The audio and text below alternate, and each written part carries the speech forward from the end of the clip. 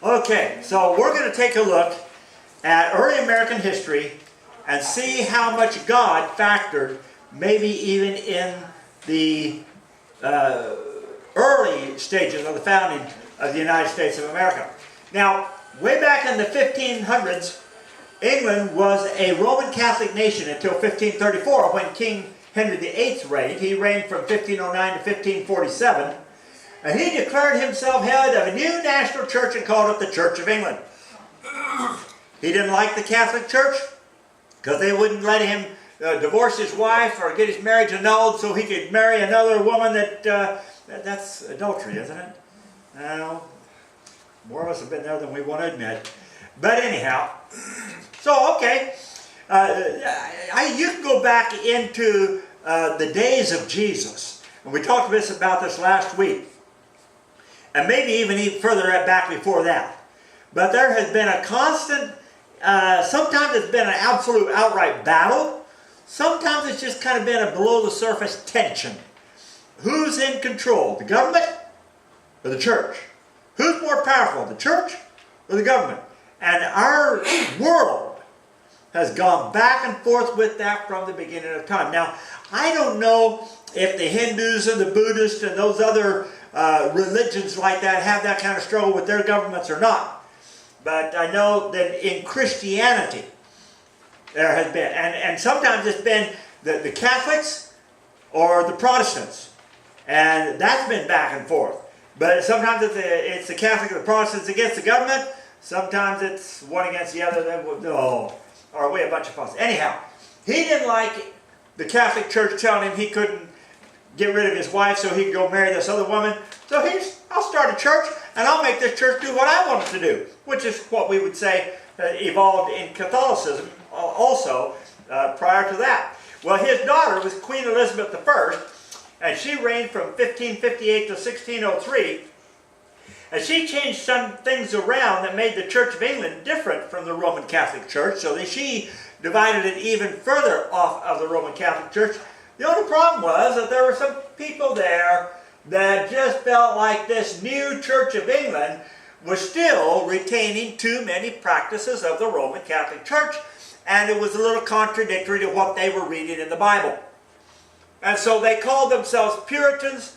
They wanted to return to a simpler faith, less structured forms of government. Now, basically in a nutshell, you've got churches that are very structured. We have a formal procession, we have responsive readings, we have a reading from this, we have a reading from that, and everything's very proper and in order, and decently in order, maybe so to almost extreme. And then we've got some other churches that, oh, well, let's see now, okay, what song shall we sing? And we want to whip you all and get all excited, and we want to have an hour song service and forget the preacher. We can do that, and we want to have an hour sermon and forget the songs. You know, just absolutely no structure at all. Now, there's no harm in that. God can bless both sides of that coin. Most churches do have some sort of structure, but I would say that most churches are a little more loosely structured, maybe not quite as rigid, and that's kind of where the Puritans were. The Church of England is making too many demands of us, too many restrictions. We find things in here that they're requiring that we don't see in the Bible. We want to be able to worship the way God leads us to worship. They wanted freedom of religion. In short, they wanted to return to worshiping the way the early Christians had. And that's one thing that we've been trying to do for ourselves for quite some time. Because these people wanted to purify the church, they became known as Puritans. Now, there were also the Pilgrims. Another group, considered very radical, went even further than the Puritans. They thought the new Church of England was beyond strong, beyond reform. So rather than trying to reform the Church of England like the Puritans were trying to do, they just said, we're not having anything to do with you. We're going to start another group. And they called separatists. They demanded the formation of a new, separate church congregation. Now, I wonder if they had a central hierarchy and headquarters, or if they were just all independent congregations. I don't know. I'm kind of leaning towards the latter, but I'd have to go back and maybe do a lot more research in history to find that out. this opinion was very dangerous in England in the 1600s. It was illegal to be a part of any church other than the Church of England. Now, as I said, all depends on who's in power. And if my belief system is in power, and there was a time back then, and we've kind of really, at least Christianity has gotten away from it. The rest of the world hasn't necessarily. But there was a time in Christianity, if you weren't my denomination, I was going to try to torture you and kill you, either make you conform or kill you. And so the Catholics were killing the Church of England, the Church of England was killing the Catholics, they were killing the Puritans and the Pilgrims, and vice versa, and all sorts of this kind of torture, persecution, ugly, ugly, terrible stuff they were doing in the name of religion. Us Christians. Well, members of the Pilgrims included a young William Bradford and William Brewster. And like others who refused to follow the Church of England's teaching, some of them were harassed, some were even fined or sent to jail. And when they could no longer suffer the difficulties in England, they chose to flee to the Dutch Netherlands. So they went from England over to Netherlands. There they could practice their own religion without fear of persecution from the English government or its church. And the people in the Netherlands were a little more open to, yeah, you can do your own thing, no big deal. We don't have a real big problem with that.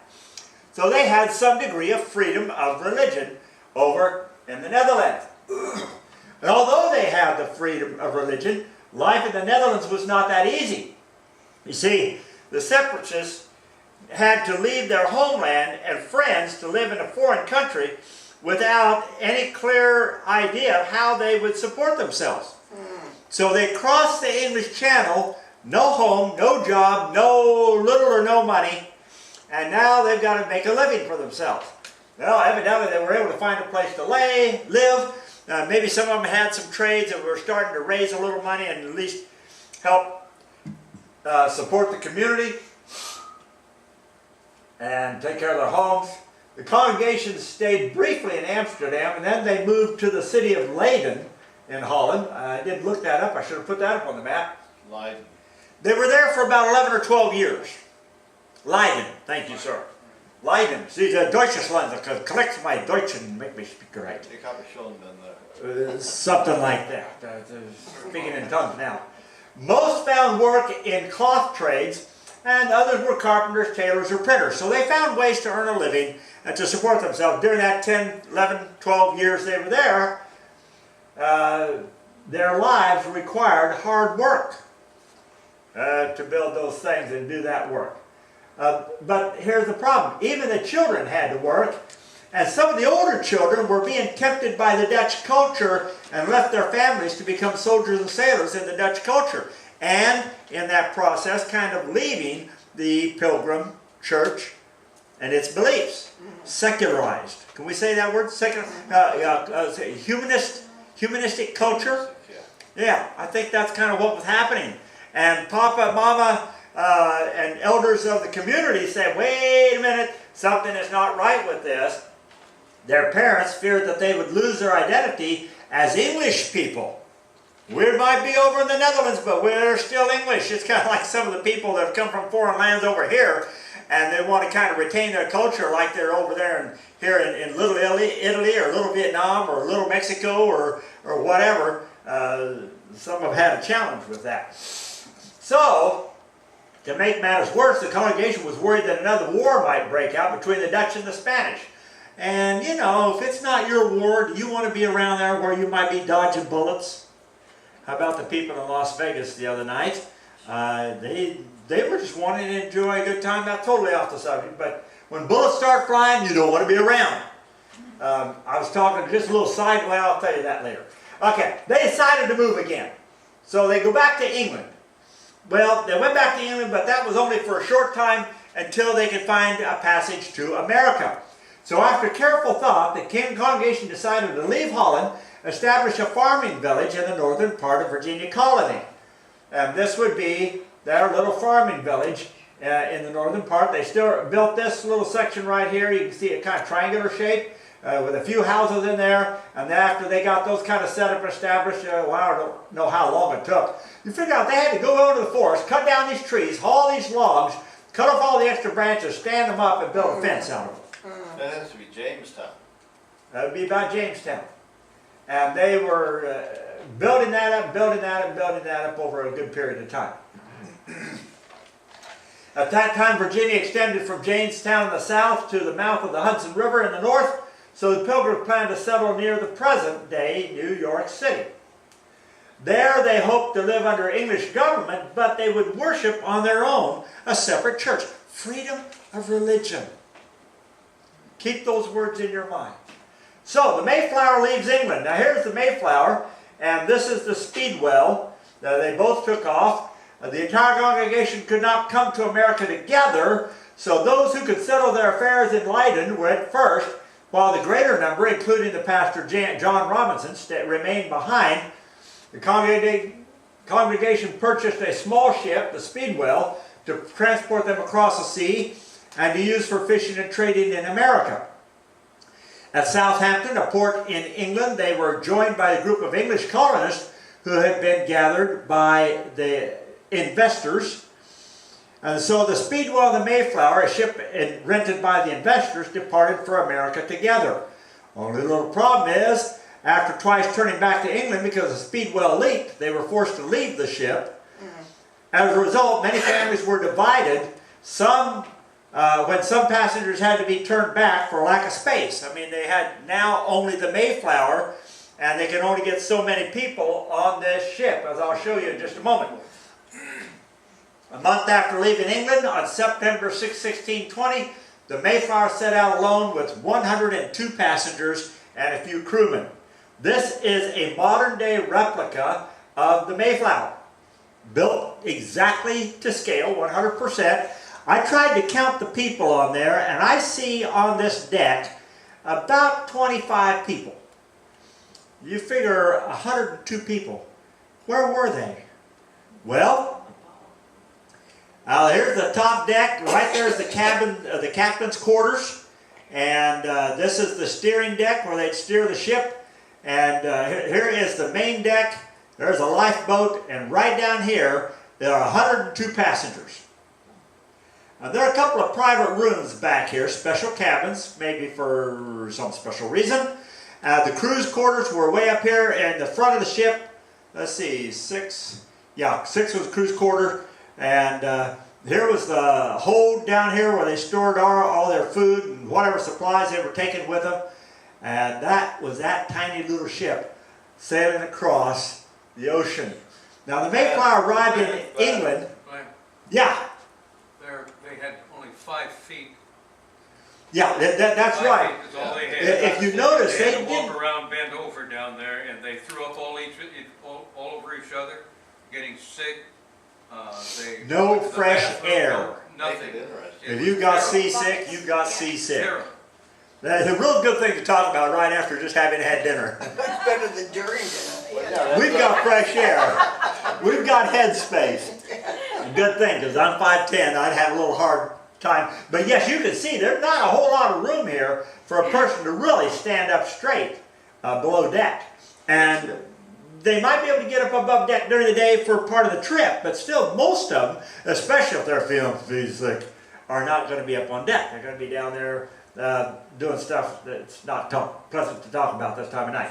Mayflower arrived in New England on November 11th, 1620, after a voyage of 66 days. Can you imagine? Now let's see, how long ago did we had our hurricane? About 2 weeks? September 9th. Yeah, 3 weeks. Okay, so I mean, these guys are just not even halfway across the Atlantic Ocean yet. So a little over 2 months it took to get across. Although they had originally intended to settle near the Hudson River in New York, dangerous shoals and poor winds forced them to seek shelter at Cape Cod. So now remember, Columbus came over in what year? 1492. Columbus sailed the ocean blue. So okay, so Columbus had discovered America. Other groups had come over and started to establish colonies and residency over here in America. So there was a communication and some trade back and forth between America and Europe. So it wasn't like they were, oh, we've never been there before. Well, yeah, but Columbus was way south, he's more south of Florida, actually. Columbus was south of Florida in actuality, but other early discoverers did discover the main continent. I think Columbus did later, didn't he? I'd have to go back and check that one. Spanish conquistadors mostly. But yeah, Spanish conquistadors established a lot of it. The French had gotten up in there, especially into the Canadian area. So other groups were coming over from Europe and kind of infiltrating into this new continent. So they end up on Cape Cod. Here's Cape Cod, and right up here on Cape Cod is where they ended up. No, that's not Cape Cod. He said above Cape Cod. Above Cape Cod, and there's a little settlement called Plymouth. West of Cape Cod. Because it was so late in the year and travel around Cape Cod was proving difficult, the passenger decided not to sail any further and to remain in New England, as it was called at that time. And so they set up a little, in Cape Cod Bay. They found most of the adult men on this ship signed a document known as the Mayflower Compact, and that laid the foundation for the community's government. And just without going into a whole lot of detail on that, a couple of things in the Mayflower Compact had a lot of influence on our judicial system when we set it up years later, but also recognition of a higher power. Oh, they got God in their government before they even got off the ship. Now they're over here in this Cape Cod Bay, and what are we going to do? A party of the most able men began exploring the area to find a suitable place to settle. After several weeks of exploring, the party arrived at what appeared to be the Wampanoag community. A plentiful water, abandoned Wampanoag community. Indians had lived there and they'd moved on. So there's a lot of water, good harbor, clear fields, and a location on a hill made an area favorable for a place for a settlement. So they settled in a place called Plymouth. On December 16, 1620, the colonists began building their town. And while the houses were being built, they're setting off over here in the bay in their ship. They continued to 102 people that are still, however many were still living. Some didn't make it all the way across the trip. 50 of them didn't. 52. Many colonists fell ill. They were probably suffering from scurvy and pneumonia caused by lack of shelter in the cold, wet weather. Although the Pilgrims were not starving, their sea diet was very high in salt, which would weaken their bodies on the long journey during that first winter. So that didn't help their health issues any. And then they come to this new continent with whatever diseases America might have that they're not used to. Morgan? I just wanted to tell you, the first time we visited Plymouth, it was November. I don't remember the exact date, but I'll just tell you, you can just imagine, because the Mayflower is sitting there offshore, there was no gangway to go from the Mayflower to shore to begin with, so they had to get off the ship and swim ashore in November, and it was bitter cold when we were there. When you got to shore, just imagine, that wasn't there. Well, there was a lifeboat on the Mayflower. They could have put that over the side and used that They now. said they swam ashore. They swam ashore. Really? Now, I've been in 65-degree water in California. I don't like that. That's There cold. was no houses there to come to. Either. That's right. They had to swim ashore, dry out, while they're trying to cut down trees and establish, we're going to build a house here. They built a common house, and then they started building other houses after that. So as many as 2 or 3 people died each day during the first 2 months on land. Mostly women. Only 52 people survived the first year in Plymouth, out of 102 that left England. That's a pretty high mortality rate. Wow. Now it really scares you about what's my future going to be. Am I going to die here? Give me liberty or give me death. Took on a whole meaning right there, way before Patrick Henry said it. When the Mayflower left Plymouth on April 5th, 1621, and sailed back to England, she only had half her crew. So not too many people left to sail. That was the crew on the ship. The rest of them were dead or left behind. Now, although they had occasionally caught glimpses of the Indians, the native people, it wasn't until 4 months after their arrival the colonists met and communicated with them. And on March 1621, they made a treaty of mutual protection with the Poconet Wampanoag leader, Osomaquin, I think that's kind of right. Doesn't matter. We know him more as Massiot to the Pilgrims. This is like some of those names of some of those places in Florida, you know, like Okeechobee and Thona Tosasa and Kemosabe and stuff like that. Remember. The treaty had 6 points. Now, neither party would harm the other. If anything was stolen, it would be returned to the offending person, and the offending person would be returned to his own people for punishment. So if an Indian stole, he'd go back to the Indians for trial. If one of the Pilgrims stole, they'd go back to the Pilgrims. Now wait a minute, these are proper, God-fearing, upstanding people. They wouldn't do a thing like that, would they? Unfortunately, not all Christians are perfect, and not all heathens are either. Both sides agreed to leave their weapons behind when meeting, and the two groups would serve as allies in times of war. So if there's anybody else that attacks us, we'll fight with you, you'll fight with us, we'll fight together. The Squanto, a Wampanoag man who had been taken captive by the English sailors and lived for a time in London, came to live with the colonists and instructed them in growing Indian corn. And they were amazed when this Indian came walking up to them, and he's speaking English. He's speaking more proper British English than I am. Or something like that. Had it not been for him, they'd have never made the first. If it had not been for him, they might not have made. Now, what happened that God, I want to take a little leeway here, that God would take this guy captive over to England, let him learn the English language with such clarity, and then he escapes back to the United States, well, it wasn't, to America. And then when these Pilgrims come over, oh, there's some people over here, they speak English. I recognize that language. I'm going to go introduce myself to them. And he built a relation with them, with the Pontotoc Indians, Pocanatet Indians. I got to learn to say these big words. I say those big Bible words. Maybe I can learn some of these big words too. Anyhow, I believe that was the hand of God. He became the go-between. He was a go-between. And he could communicate between the two groups and build relationship, build bridges instead of walls, even though they did have a wall around their little settlement. And so the first Thanksgiving. In the fall of 1621, the colonists marked their first harvest with a 3-day celebration. Massiot and 90 of his men joined the English for feasting and entertainment. What's the matter, Morgan? I'm still not getting that right, huh? It's Massasoit. Massasoit. Massasoit. If I say that 3 times, they'll think I'm a masochist or something. In the 1800s, this famous celebration became the basis of the story of the first Thanksgiving. So, God was a part of the very first community, the Pilgrims, when they first settled in America.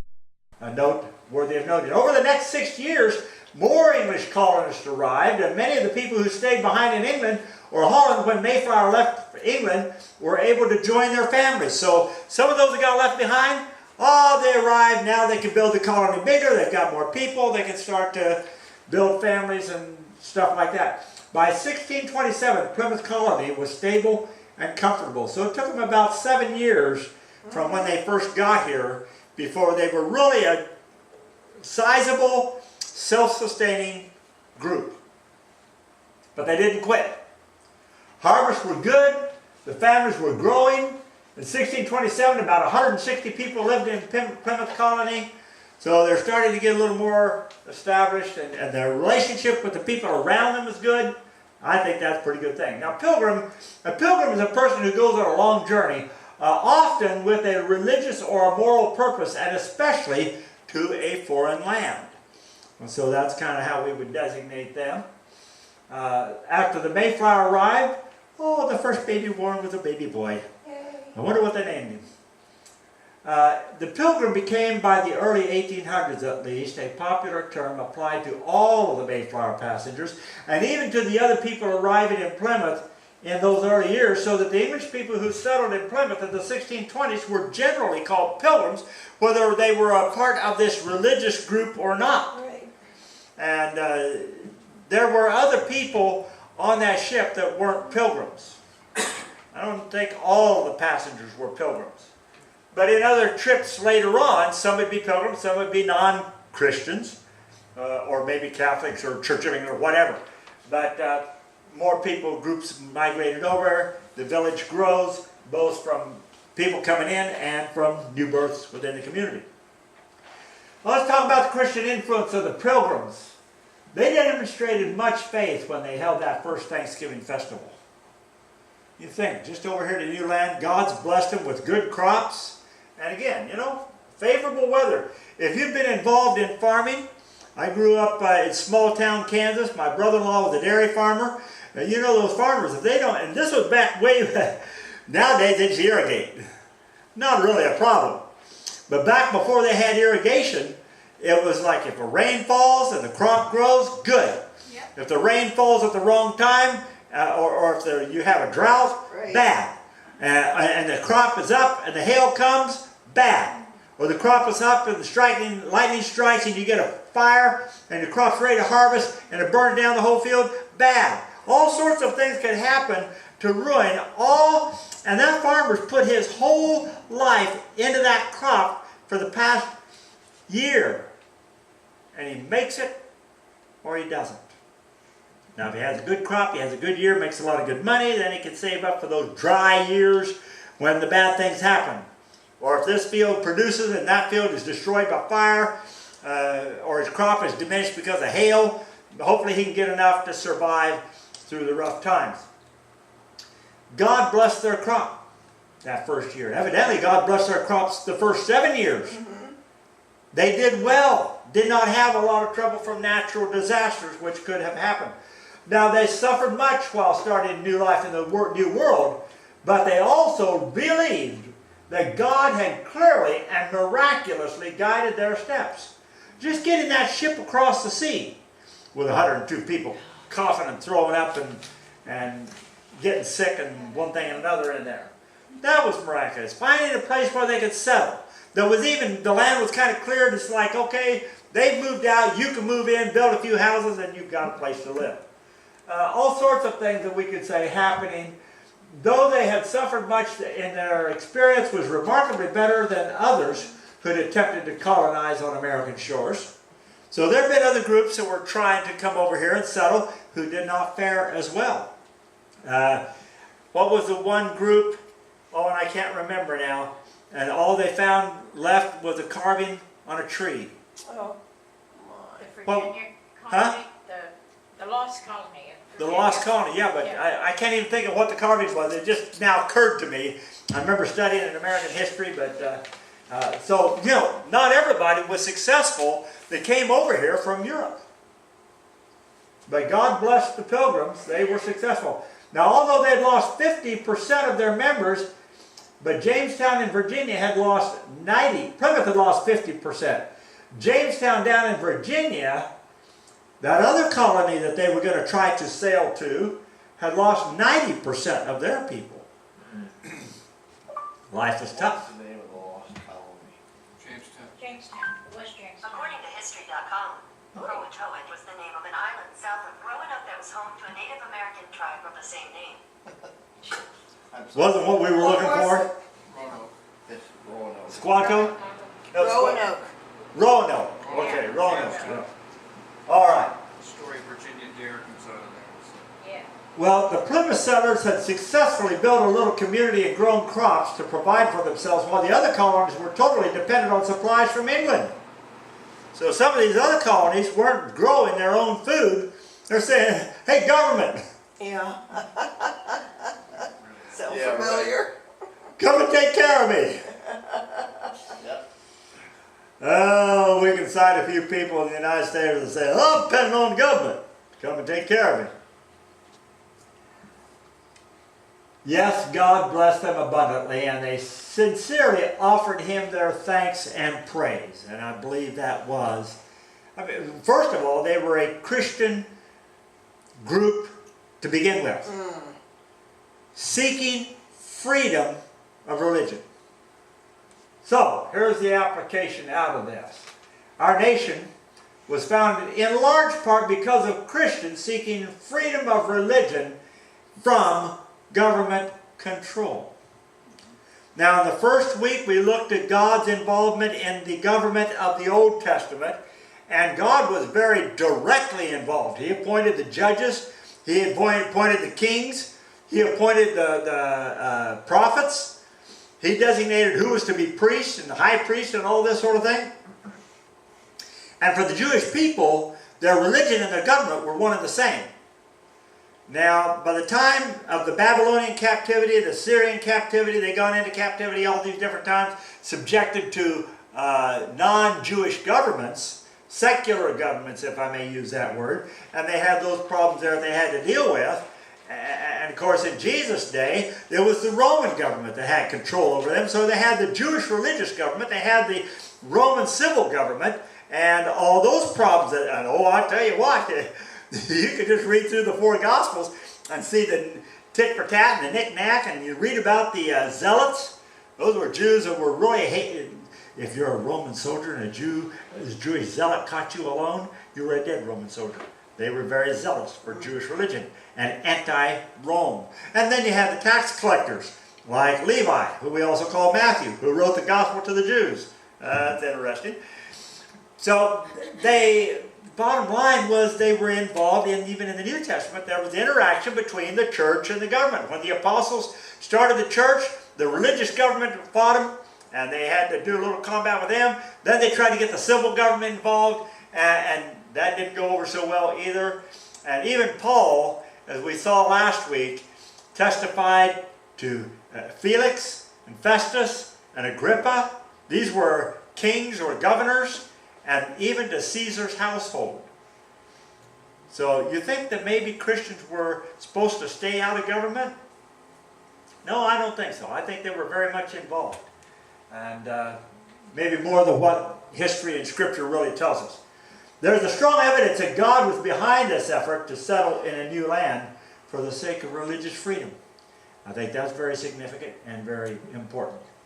And the Christian values permeated much, if not all, of their government at that time. This is a community that's run on Christian values. We know what the Bible teaches. You violate what the Bible teaches, and we as a community will decide which is the appropriate punishment for what you've done. And I'm sure they did take care of those things. And so the last punch here is that Christians need to be influencing our government even more today. Next week, I want to delve in a little more to the founding of American government and how Christianity played a part in that.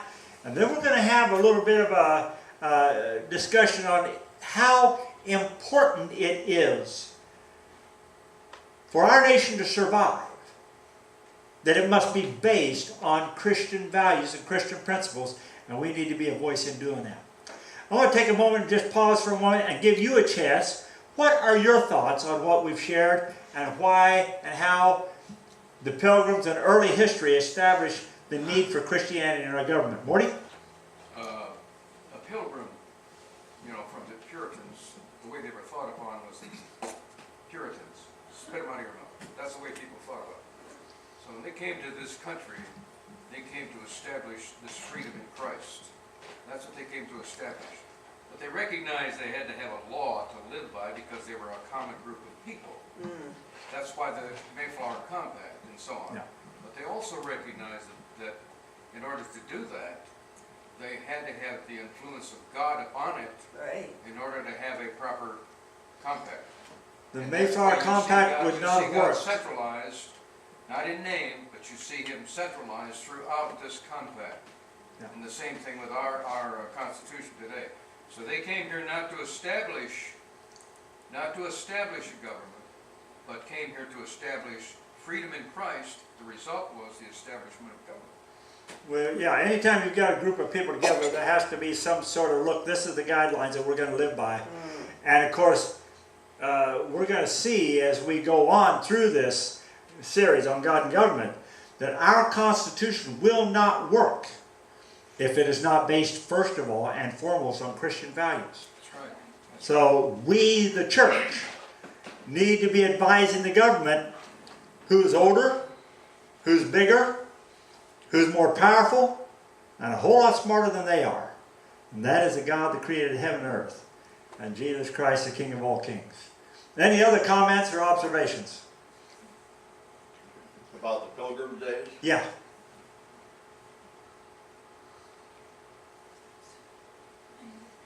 Our early American history. I urge you to go to Plymouth. It would be a delight to do It's a so. wonderful place. Yeah. It's very interesting. I just, like I said, we were there in November and I just saw how cold it was. I'm thinking of them coming ashore. In that month. They get icebergs up in that area, don't they? In the wintertime? No, Don't they get icebergs up there? not to get up to Maine. No. A little further north? Yeah, Yes. That's, yeah, they would be further north. that's salt water, so you don't have a lot of, you have ice, but it's a little bit different fresh water. But I know when it's cold, it can chill your bones out pretty fast. I'm gonna shut that off.